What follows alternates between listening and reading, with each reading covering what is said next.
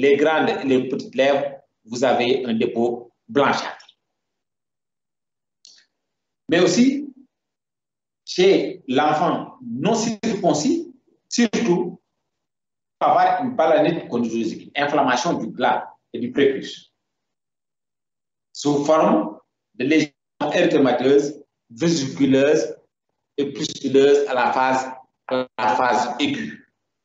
Et à la phase chronique, ça sera sous forme de petits placards rouges lisses entourés d'une collerette épithéliale. Donc, le placard sera délimité par de la peau morte, ça qu'on appelle collerette épithéliale. Le diagnostic différentiel, bien sûr, d'herpès du gland, un eczéma de contact du gland, une maladie de Bowen, c'est très rare chez un enfant, mais c'est possible, mais aussi le psoriasis du gland. On peut avoir un psoriasis uniquement localisé au niveau du gland. En dehors donc de la dermatophysie, du psoriasis versicolare, de la candidose cutanéo-muqueuse, on peut avoir une autre mycose superficielle, à savoir la dermite séborrhéique. Cette dermite séborrhéique est une dermatose inflammatoire qui est chronique, qui évolue par poussée et rémission.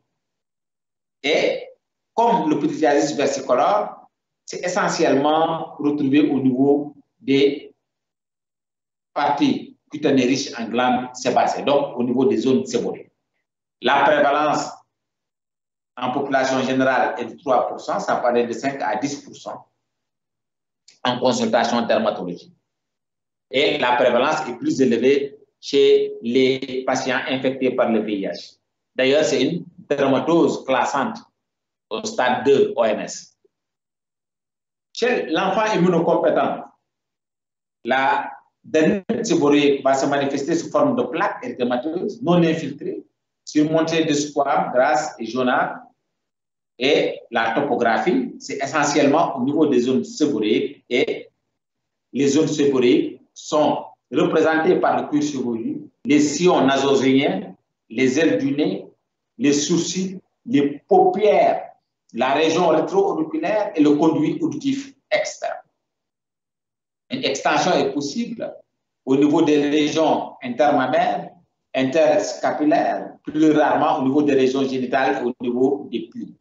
Et pour la dermite séborrhéique, le prurite est inconstant. Donc, le prurite peut manquer. Les facteurs qui déclenchent les poussées sont souvent des facteurs comme le stress, la fatigue, le surmenage, mais aussi les problèmes psychosociaux.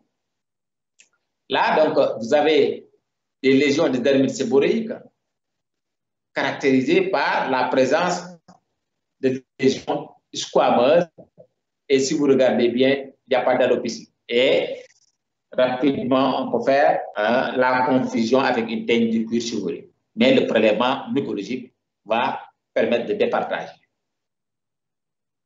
Chez le nouveau-né, le tableau est assez particulier et le début survient le plus souvent à la deuxième semaine de vie. Et souvent, la localisation est bilatérale et bipolaire, avec des squames très épaisses. On parle de squames croûte, jaune, retrouvés au niveau du cuir chevelu et au niveau du visage. Et ces squames épaisses, d'aspect jaunâtre, localisés au niveau du cuir chevelu, c'est ça qu'on appelle communément les croûtes de lait. Et ces lésions apparaissent de façon concomitante avec des lésions érythématosquameuses localisées au niveau du siège et au niveau des grands plis, comme les plis inguinaux, mais aussi au niveau des plis axillaires. L'extension et la confluence des lésions est possible. Et quand ces lésions sont généralisées sur tout le corps, on parle d'érythrodermie exfoliatrice de l'Eimer-Moussus. L'évolution se fait vers la guérison ou après traitement. Et attention, chez nourrissons qui présentent des dermites séborréique. Il faut savoir que dermatite séborréique, c'est la même chose que dermatite séborréique. Vous allez trouver dans certains bouquins dermatite séborréique, dans d'autres dermatite séborréique, mais bien sûr, la dermatite séborréique est l'appellation qui est en vogue. Là, chez les enfants avec dermatite séborréique, le tiers a développé une dermatite atopique, l'autre tiers en psoriasis et l'autre tiers ne va développer aucune de ces affections. Chez l'enfant infecté par le VIH, et d'ailleurs c'est près de 40% des séropositifs et 80% chez ceux qui sont au stade 4, c'est-à-dire ceux qui sont au stade SIDA. Et sur le plan clinique, les plaques sont plus inflammatoires et les squames sont plus épaisses, avec des topographies souvent inhabituelles. Mais toujours, la prédominance est retrouvée, les lésions faciales et on peut avoir une atteinte des ailes, des pavillons, des oreilles et parfois même l'atteinte faciale peut mimer l'aspect du lupus, mais avec des squames assez épaisses. Et les lésions du fait de l'immunodépression sont très résistantes au traitement usuel et il faut souvent et très souvent régler d'abord l'immunodépression pour voir ces lésions disparaître. Là, vous avez donc un tableau caractéristique de dermatite séborréique avec ces squames épaisses, l'érythème qui est très vif chez cette fillette infectée par le VIH. Là, donc, vous avez le tableau du diagnostic différentiel avec le psoriasis, l'eczéma de contact, la dermatite atopique, mais aussi la rosacée, la teigne du cuir chevelu, le lupus, mais aussi la dermatomyosite, mais selon donc la topographie. Quelle est la cause? Comme je vous l'ai dit, il existe des facteurs favorisants, mais sur le plan physiopathologique, là, ce n'est pas seulement Malassezia qui est responsable. Bien sûr, il a un rôle, mais il existe une susceptibilité individuelle. Une susceptibilité individuelle qui fait qu'il y a une réponse anormale de l'autre vis-à-vis du Malassezia, ce qui implique probablement l'existence d'un trouble dysimmunitaire qui était déjà là.